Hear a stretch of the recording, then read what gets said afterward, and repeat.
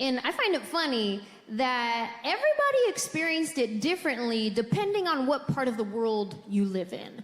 Like, I remember when things first started going down in 2020, we were watching the news and it was like, everybody in Italy was dying. Everybody in Spain had to stay in the house. Everybody in Florida was on spring break whole time. Just wildin'. I don't even know if they heard about COVID. Because they were at the club every night like, hey, I'm a savage, yeah. Black sheep, blue sheep, black sheep, yeah. And I was at home watching the news like, Florida! What are you doing? You're embarrassing us.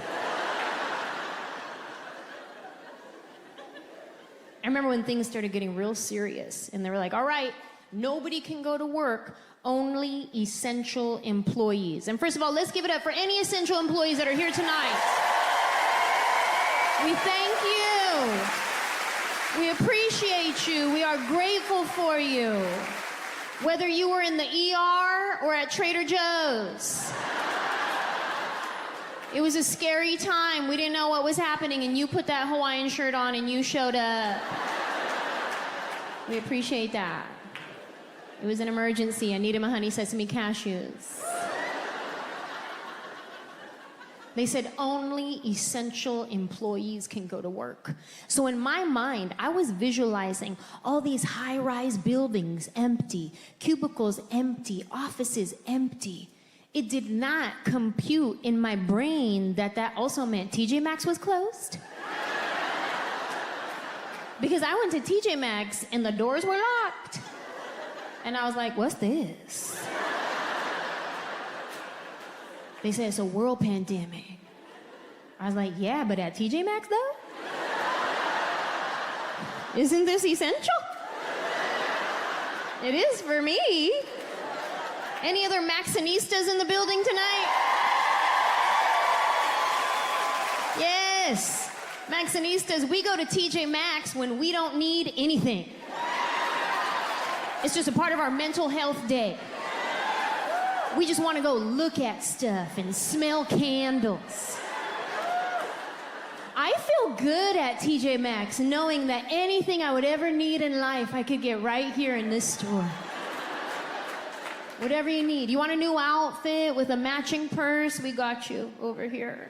You want some random spices you'll never find anywhere else? Over there by the lentil chips. You want some makeup for 50% off? Yes, I do. It's probably 7 years old. But it's Urban Decay for $3.99. By that point, it has Urban Decayed all the way. It's as if TJ Maxx was saying, here, you throw this away.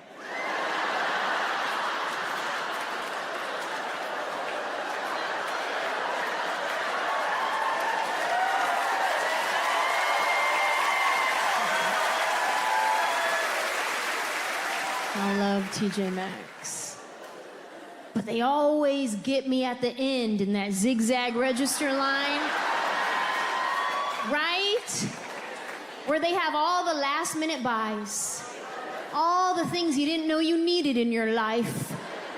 I can be walking around TJ Maxx for like an hour. I have 2 things in my cart. Then I start making my way through the line. By the time I get to the register, 87 items. All right here in the home stretch, you start walking through, you're like, oh wow, candles, coffee mugs, dog treats, slippers, wow. And then the line starts moving too fast. You're like, wait, I didn't get to see everything yet. Hold on.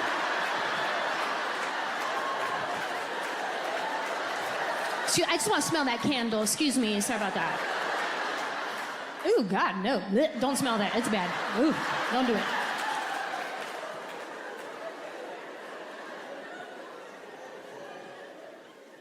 Love TJ Maxx.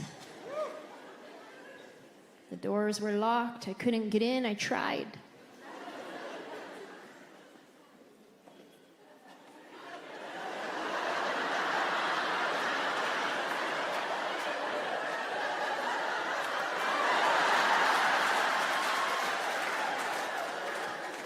2 o'clock. This is getting serious.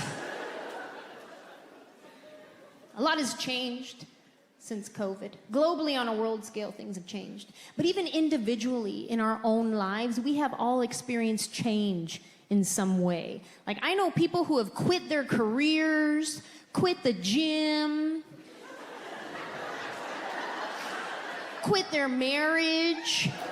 A lot of divorces in 2020. People were like, whoa, whoa, whoa, I didn't sign up for all this. Actually, you did, till death do us part. Yeah, but every day, though?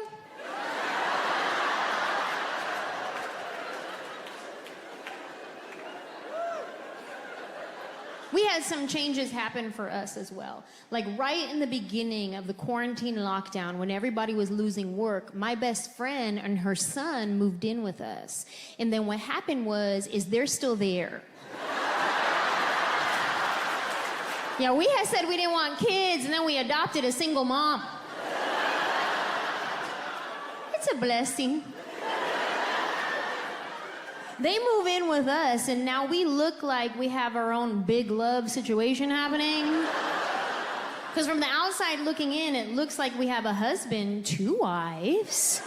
Like, I imagine when they first moved in, my neighbors were like, oh, that's nice, her sister's moving in for a little while. And now that they're still there, they're probably like, wait, that's her sister or her sister wife? And my friend that moved in, she's beautiful, just a stunning human being. So people would message me and be like, aren't you a little concerned having a beautiful woman around your husband all the time? And I was like, no, not even a little bit. Like, if anything, she got me to step my game up. She did, because like when she moved in, I started doing that one thing, what do they call it? Try?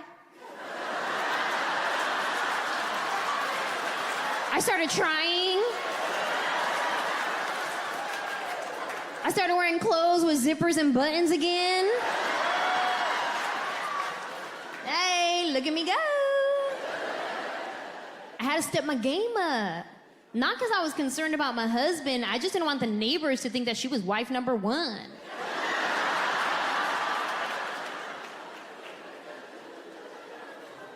Her son Elijah, he was 10 years old when they first moved in. And he's used to being parented by one person, a single mom who's doing the best she can. So he knew how to work the system. Then they move in with us, and now he has 3 adults looking after him. He loves that part. And we all have a role in the house. Penelope is his mom. She tells him what to do and what not to do because she's the mom. But if he doesn't listen, that's when my husband, Tio Manuel, steps in. Tio Manuel is like the law of the house. Yes. And my role is I'm the snitch. Say I won't. I'm the one that's like, oh, are you supposed to be watching YouTube videos before school? That's interesting.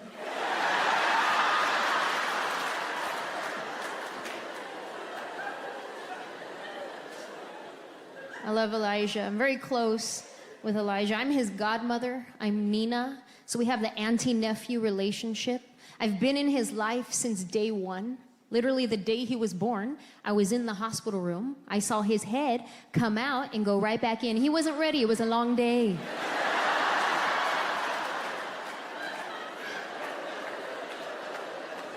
I love Elijah. We're very close. He's my godson.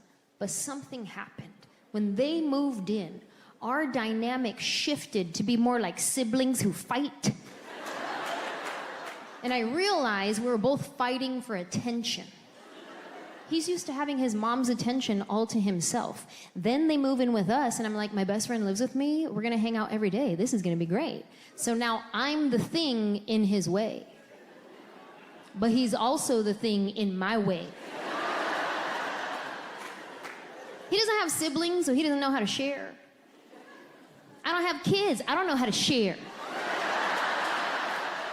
So now we just bump heads. Sometimes Elijah and I will have good conversations with each other, but other times I just see him in the hallway and check him.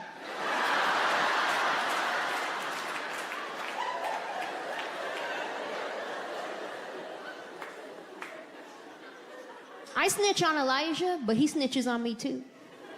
Because we have security cameras around the house, and he didn't know this at the time, but they record audio.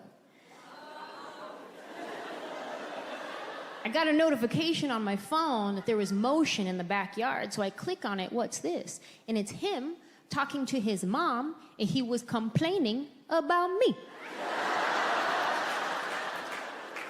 I'll tell you guys what happened right before that. Give you a little bit of backstory. We were in the kitchen.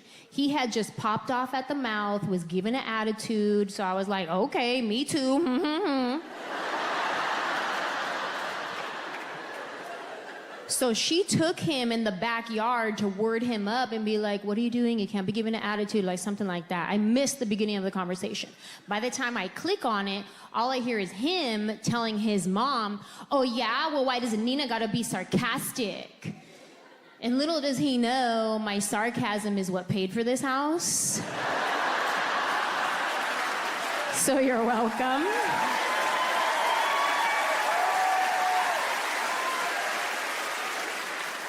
But now I have to chime in on my camera speaker.